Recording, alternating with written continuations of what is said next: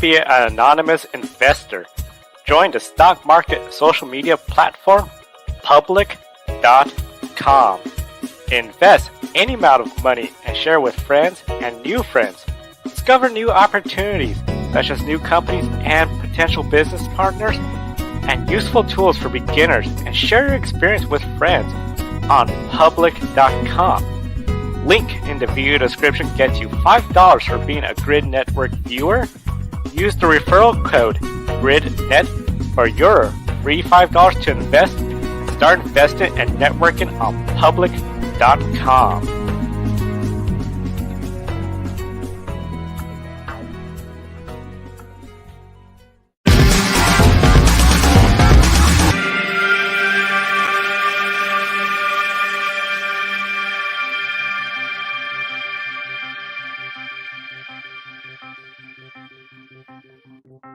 Happening now on Grid Tonight. NTT Data is ending a decade-long relationship with Chip Ganassi Racing. Where are they headed next, and can they find the same level of success? Ross Chastain and NASCAR have gone viral. Will the TV ratings for the season finale race weekend get a major boost? Max Verstappen isn't talking to Sky Sports F1. What's the reason behind this interesting and strange boycott by the two-time Formula One world champion? Hello to all of our viewers watching here in the United States and around the world. Welcome to Grid Tonight, your weekly motorsports news program. I'm Kobe Lambert from the Pod Infinity. With me is Joshua Birch. We encourage everyone in the chat room to comment and ask any questions you have throughout our show. Now here's Josh with our top story this evening.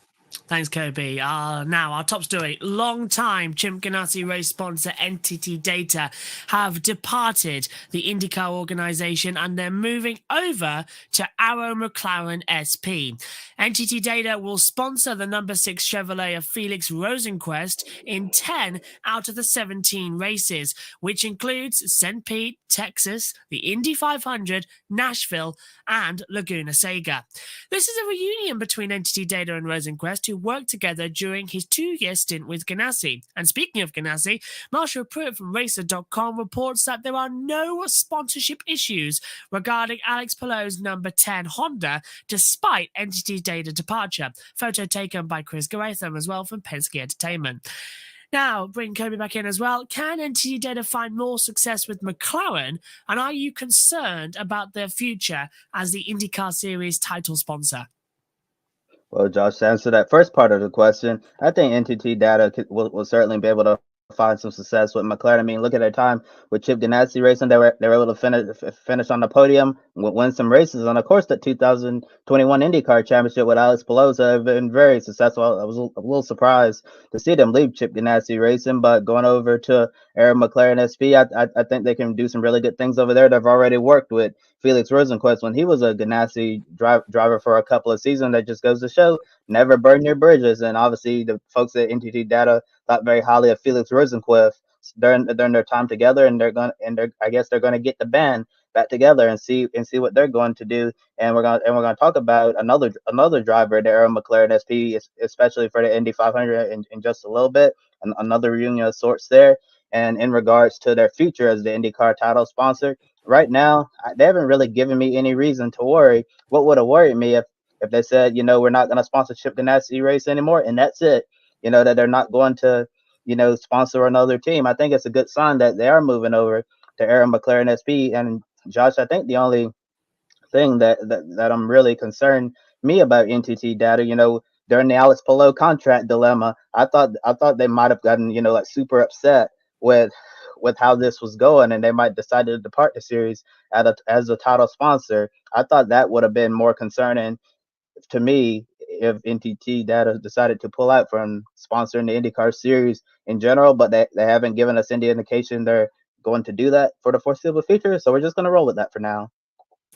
Yes, I remember you actually saying about that on one of our shows a couple of months ago when all that drama kicked off, and you spoke about reunions as well, and another driver reuniting with NTT Data from their time together with Chip Ganassi Racing is Tony Kanaan. Our McLaren Schmidt-Peterson is entering a 4th car for the 107th Indianapolis 500 for Kanaan.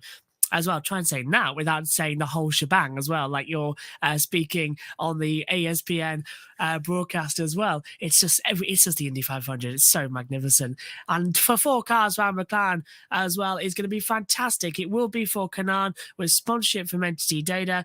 The Brazilian joins Pato Award, Felix Rosenquist, and Alexander Rossi in the driver lineup. Interesting enough, these 4 drivers finished 2nd through 5th in this year's Indy 500 to race winner Marcus Ericsson.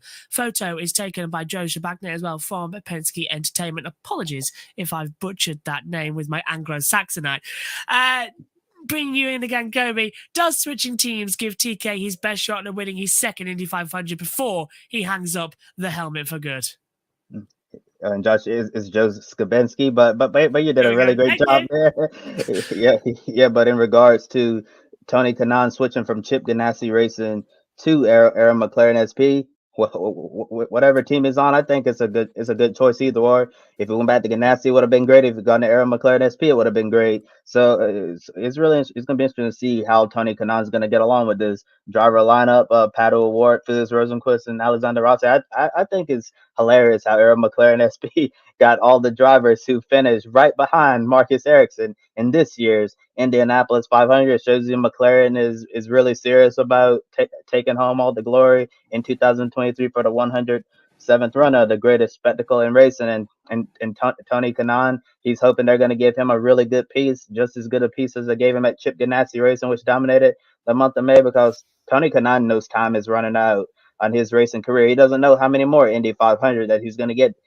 I'm sure he's looking at each situation now that it could be his last Indy 500 every single year. So getting Indy 500 number 2, that's certainly going to be at the top of Tony Kanaan's mind. Absolutely, and we all wish TK the best as well, as McLaren seem to sign to every driver on the planet. I even heard that Max Verstappen and Lewis Hamilton might be teammates as well in the future. I joke, of course.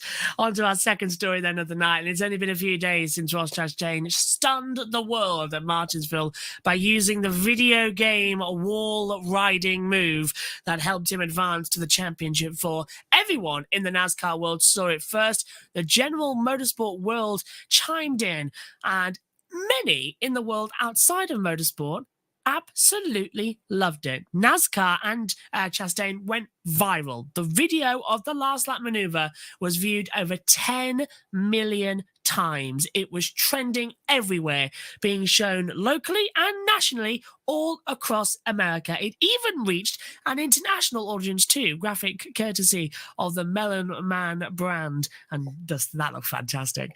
Kobe, do you think the NASCAR Cup Series season finale will go boost in TV ratings because of the move now being dubbed as the Hail Melon?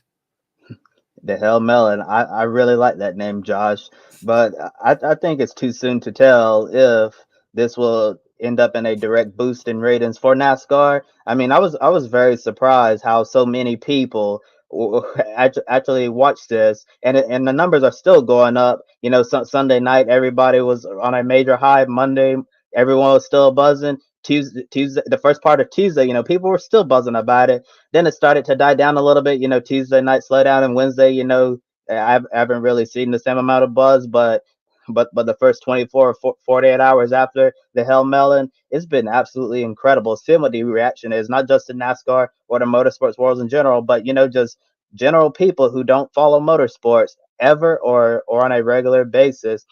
I've had people in my life, you know, who don't know anything about NASCAR, but, you know, they reached out to me about this. They'd be like, "Did you see this? This is so cool." To be like, "I did this on a video game when I was a kid." And for once, I don't have to defend my passion for motorsports, because it seems like when something goes wrong in auto racing, I always have to defend why I'm into this. You know, what makes it interesting. They say the cars just go in circles, so I don't know why you like this. And for once, they were saying that this is such a cool thing. And I've seen people from the NBA, NFL, other types of sports as well chiming in. People in mainstream media. It's just been incredible to see how the Hell Melon has really been heard around the country and around the world. But I wouldn't be surprised if this causes people to tune in for Phoenix at for the NASCAR Cup Series season finale, and we'll certainly keep an eye on that. And when the ratings come out, we'll report on it next week on Grid Tonight. And I wanted to do a quick follow up for you, Josh, since you have a unique perspective here. We've seen people from other disciplines of motorsports respond, including 3 Formula One drivers. Daniel Ricciardo considered it a hero move. Fernando Alonso thought it was the best thing in motor racing this year, while Pierre Gasly kept it short and simple. When in doubt, flat out. Josh, been in the UK, living in Europe. What's the response been to Chastain's Hail Melon internationally from your perspective?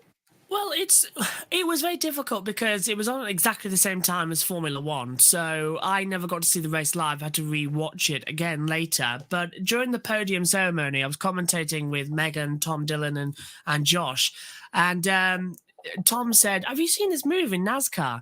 And Josh said, "Yeah, I've just seen it." And they sent me the clip, and I watched it after. I was like, "Are you serious? That's the type of move that you can do?" I thought it was brilliant, and we expected, as we were talking about just before we come on air, we expected there to be a lot of hate about it and said, "Oh, that's not a good move, that's a cheap move."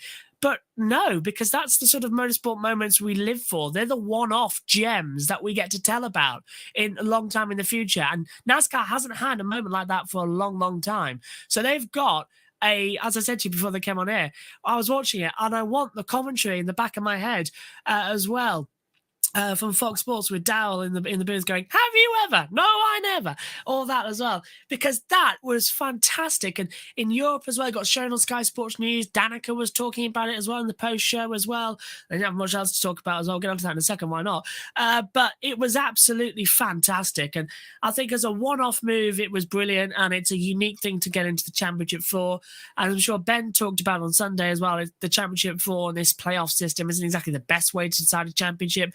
But if it's done one good thing, it's given us an iconic move, as I hit my mic, it's given us an iconic move that we can talk about for years to come. And here in Europe has got a little bit of chatter. And I'm really hoping it's gotten more chatter. This amazing NASCAR season we've had, one of the most controversial, one of the best we've had in a long, long time. I'm hoping it's enough that Sky Sports go, "Yeah, well, like that. Thank you very much. Pop it on. It's back on Sky Sports." Because then I can see every single one without having to go on different sites, but hope it's on a free channel or something like that. I'm really hoping that Sky pick it back up again, because then it's just like the early 2000s when Sky Sports had IndyCar and NASCAR on the Sky channels. And there's plenty of room for it. I mean, NASCAR goes early in the season, so there's plenty of room and plenty of appetite. And that's, I think, definitely worth the money as well. So big thumbs up from me from it. And I'll admit, I was one of those people who, when that Cars game came out in about 2005, 2006, whenever it was, got it for Christmas, and it makes you do a tutorial race. I just went round on the outside and just did exactly the same thing, round and round and round, and then you get to Radiator Springs and you can start to have some fun. But no, complete and utter brilliant move. So, I don't know. I want to give you a chance. Do you want to say anything against, or should I go on to story number 3? Because I know it's sort of an open-ended topic there.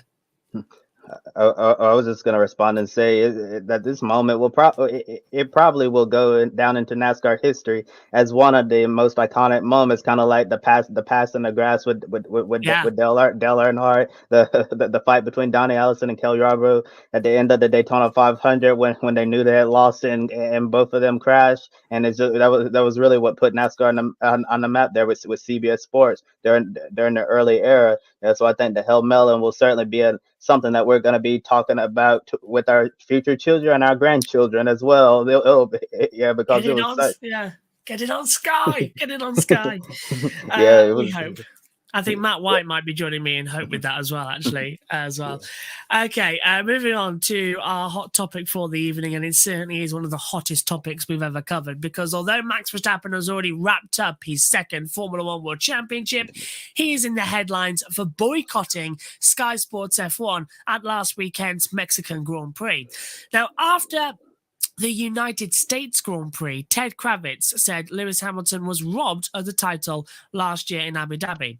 Verstappen's tired of that narrative being pushed at Sky Sports this year and feels like they're being very disrespectful to him. He accused them of living in the past instead of moving on, bringing up how toxic social media is nowadays and keeping the Hamilton robbed of the 21 title narrative in the spotlight, only making things worse by fanning the flames.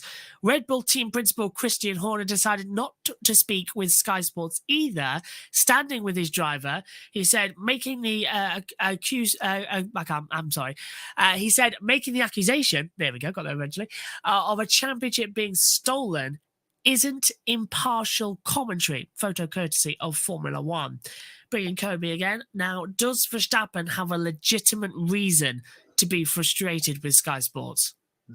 I actually think Max Verstappen has a totally legitimate reason to be frustrated with Sky Sports because we all know what happened in Abu Dhabi. We don't need to harp on it anymore. You know, it's almost been a year since Abu Dhabi. It's crazy that we're still talking about it. Like Max said, you know, it's the past and we have to move on from it. It's really unfortunate the way that championship was decided between him and Lewis. Max and Lewis were both equally deserving of the championship last year. And unfortunately, you know, the situation with Michael Masi, race control, you know, made it very controversial there at the end. And some people don't think Max won that fair and square. But Max, you know, he's now a two-time Formula One world champion. He feels like, you know, when they keep bringing up that in the past, although it's, you know, although that happened back then, you know, we're living in the present now. So, you know, that's already a world championship ago, and we're still talking about 2021. You know, as the Formula One world champion, I'm sure he feels like that he deserves a lot more respect than what he's been getting from Sky Sports. So it's totally understandable why he would feel very frustrated with them for doing this. In regards to his response by, you know, being like, no comment, you're not gonna speak to me, I'm not gonna give you anything. And I think this really shows, you know, that Sky Sports is in Max Verstappen's head, as we like to say, rent free. Yes, I guess they're owning some space up there in Max's head. And I actually don't really like the idea of the boycott here, and the reason why I'm gonna say I don't really like the idea of the boycott is because, you know, when you're an athlete, you're gonna be under a microscope. People are gonna ask tough questions. People are gonna say things about you, and as we all know, you have to have a thick skin in this environment. And by Max Verstappen being like, I'm not going to speak to you, it's showing me that his skin is not as thick as we once thought. And sometimes, you know, you just have to man up and be a professional about it. And everybody in the NASCAR world know Cal Petty isn't afraid to speak his mind. Our own Ben Snyder from Grit Live Encore even put out a compilation of Cal Petty being very consistent with his views on certain topics, especially when it comes to, you know, drivers wrecking out another one. He's had the same view for years and years now. He never like goes one way or the other. It's always been consistent. And when Kyle Petty is being very critical of those NASCAR drivers, I'm sure they don't like what he has to say. But guess what? If they're on NBC after that, you know, they're gonna have to talk to Kyle Petty. You don't see them declining. And and and I'm sure a lot of NASCAR fans remember the interesting interview between Ross Chastain and Parker Kligerman back earlier in the season, and you could tell that Ross Chastain did not want to be talking to Parker Kligerman. Parker even admitted that they've had an up and down relationship. So yeah, but Ross Chastain still did the interview, although you could tell he really didn't want to do that. I think Max Verstappen didn't necessarily have to, be like, I'm not speaking to you at all, Sky Sports. Like, don't even talk to me. I don't want anything to do with you. I think, although Max, he has a right to be frustrated. I think he has a legitimate reason to be frustrated with the 2021 title narrative still being pushed. I think it's perfectly a legitimate argument, but at the same time, I think Max, needs to be a professional, and just talk to Sky Sports. You don't have to like. I mean, in any environment, if you've had a job in the real world, you had to work with people in groups in school. You don't like the people you work with, but sometimes you just have to do it to get to the end. Absolutely, and I'll just add one thing to that statement as well, separately as well. It's rule one in the world of motorsport: don't anger a journalist. I think Donald Trump as well kind of proved that as well. G1 NBC College Sports says, what are your thoughts on Formula One adding more races to future F1 schedules? Please don't. This is an urgent appeal to the FIA. Please, I want a life. I don't want to end up having to spend 30 weekends a year in this commentary box. I've already done it for 6 months running now. I'd like a break. And if we went into December, I'm not going to be there for a lot of them. I think we're all agreeing that 24 races next year plus 6 sprint races equals 30 times I have to say action, and there's only so much my vocal cords can take. So I think I was happy with 18 races and a couple of sprints. That was fine for me. What's your take, Kobe? I echo everything you said. Please don't. I also want a life as well. Yeah, please don't add any more races to the F1 schedule. And I was even reading online earlier in the week that that the Formula One teams are thinking about shutting down the factory. You know, a little while. I think it's during the off season to give the teams, all the personnel who work so tirelessly on these cars and everything to do with the team. To give them a mental health period so they can rest. And I think that's a really good thing, especially with the long season that they have now, and especially with the talks of adding more races. Hopefully, it's not going to be like MotoGP where we're going to have sprint and feature races. That would be absolutely insane if Formula One goes the MotoGP route. We're going to have a sprint race and a feature race every single weekend. That would be really insane. And plus, there's even been some rumors of an expanded NASCAR schedule that we could see potentially 40 races in the future instead of 36. And I don't know how they're going to pull it off. I wonder if they're going to try to do some double header weekends like you see sometime in the Repco Supercars Championship. But overall, I don't think that's a good idea at all. A lot of people in the NASCAR industry talk about how NASCAR has one of the longest seasons in sports already, and to make it even longer, that's not cool at all. And as some more comments, Josh, before I go into more comments, do you have something you want to say to that? Oh no. Yeah, MotoGP next year. I don't know how that's going to fit in with the schedule. I said I would sort out next year's broadcast schedule at the end of the year in December, and because it starts in January with Formula E. It's getting awfully close, and I have got no idea how I'm going to broadcast it, especially as Megan actually goes to university, so I lose her laptop halfway through the year, and that's when it gets really busy halfway through the year. So it's going to be absolutely insane. Let's go through some of the comments that have come through before we get to Matt White. G1 NBC says as well, what are your thoughts on Ty Gibbs wrecking Brandon Jones? Kobe, you're a NASCAR expert on that. Yeah. To answer your question, I think you should go and watch the Grit Live Encore video I did with Ben Snyder on Monday night. We talked a lot about the situation with Ty Gibbs and Brandon Jones, so definitely encourage you check out that video. But to give you a general overview of what I think of that, we thought it was obviously wrong that Ty Gibbs has a lot of maturity that he needs to do, and what he did to Brandon Jones is something that you should never do. It's one thing, to wreck just an ordinary driver for the win, but to wreck your teammate when you could have had 50% of your organization in the championship four, now it's just you versus 3 cars from the other team. Joe Gibbs would have had a 50% chance of winning an Xfinity title. Now he only has a 25% chance. So, and we brought up Noah Gragson as well, saying that it's not Joe Gibbs' race and it's Ty Gibbs' race. And I thought that was the perfect comparison because Ty Gibbs was only thinking of himself instead of thinking of the team. And also got another comment right here from Adam Lemery saying that 18 to 20 races on the F1 schedule easy on everybody. And Ben Snyder just talked about it and said he don't know about you all, but he's exhausted. Motorsport season is far too long already. Shouldn't cheapen the sport by adding more races and making each event less special. Ditto. I've got laryngitis again coming on. I can feel it. Thanks for the cold weather coming. So the last couple of races of the season are going to be a bit difficult, and then like at Christmas. The motorsport gods, Kobe, they've given us December off. I mean, we must have been very good this year as well for them to do so. Okay, let's move on then as well and welcome in the other member of the Grid Tonight team as well, because it's time for Matt White from Grid History.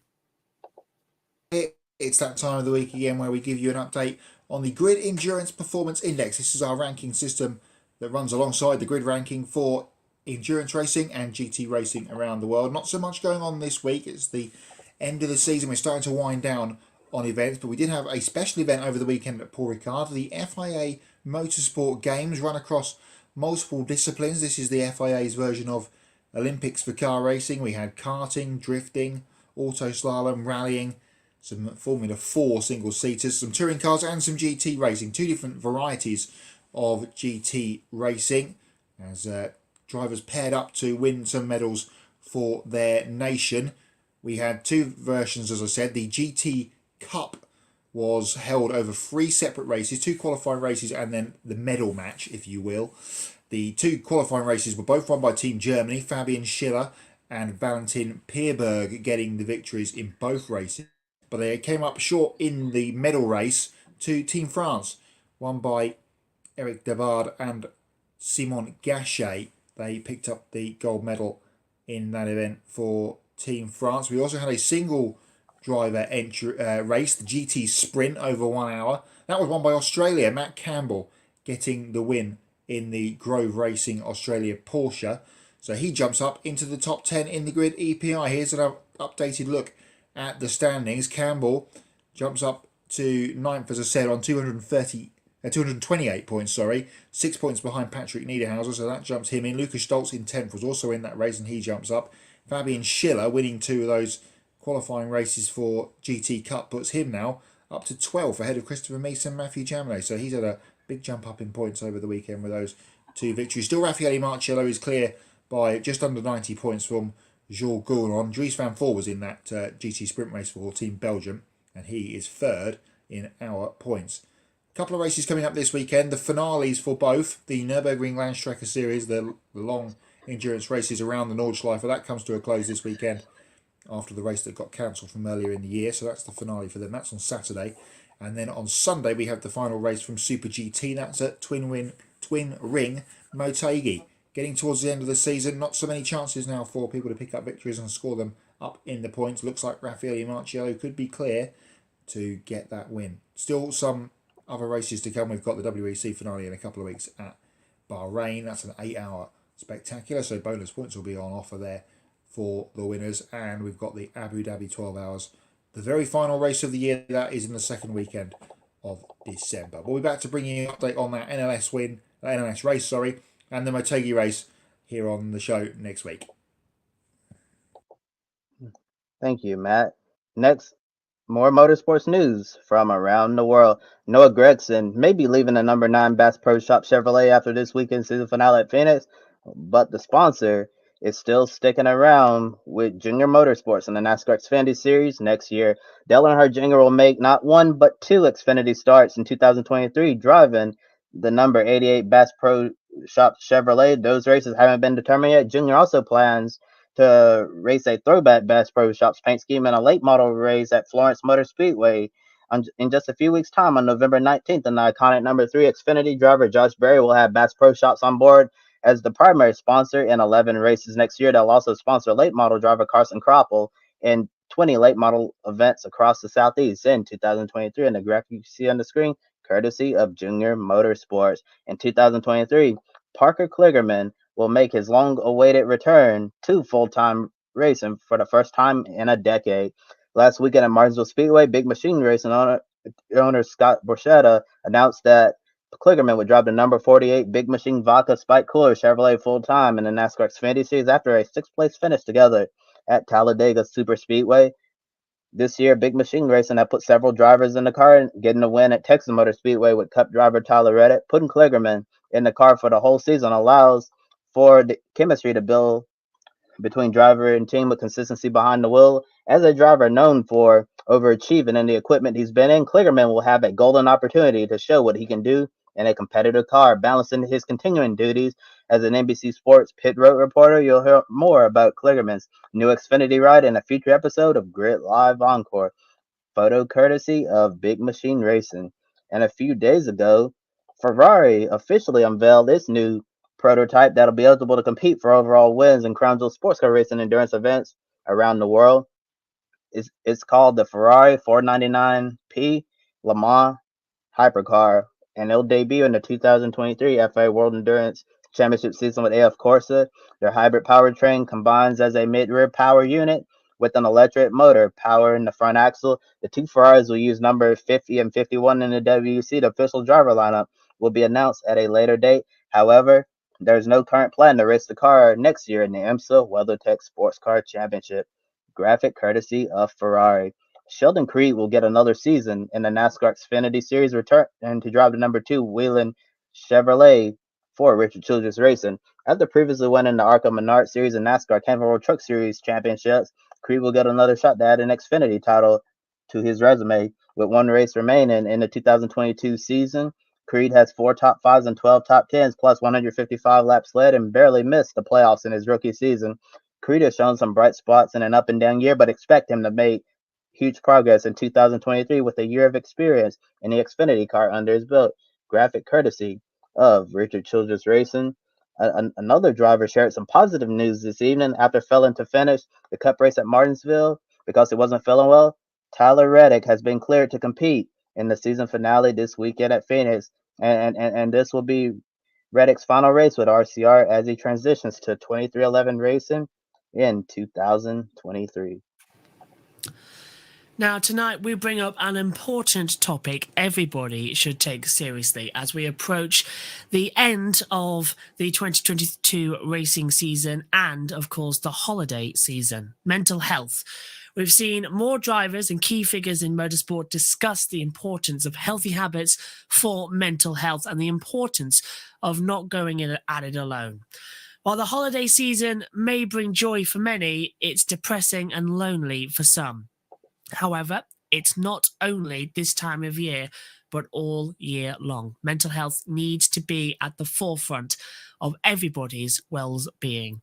Sadly, in the spring and early summer, there is an increase in people taking their own lives. And sadly, some members of Grid Network team here have been affected by the grief of losing someone to suicide. We send our condolences to their friends and family during such an unthinkable tragedy. We highly encourage that if anybody is not feeling well, thinking of self-harm and feeling alone, you are not alone. Please speak to a trusted friend, family, or healthy professional. There are options. If you feel there are no one available to listen, trust us, there's always somebody who will listen. The newly created 988 is the National Suicide and Crisis Lifeline in the United States. Countries and cities may also have additional resources for you. In the United Kingdom, www.mind.org.uk has a list of helplines and listening services as well. As we go off air, we ask you to take a moment and reflect on yourself and your loved ones. Self-harm is never the answer as well, but if anyone mentions it, take them seriously. Motorsports is built by wonderful people inside the industry, the journalists that follow, and you, the fans, the viewers, each and every week. We thank you for tuning in, encouraging everyone to take a moment to reflect and wishing our best to you. For Kobe Lambeth at the Podium Finish, I'm Joshua Burge. Good night, everyone.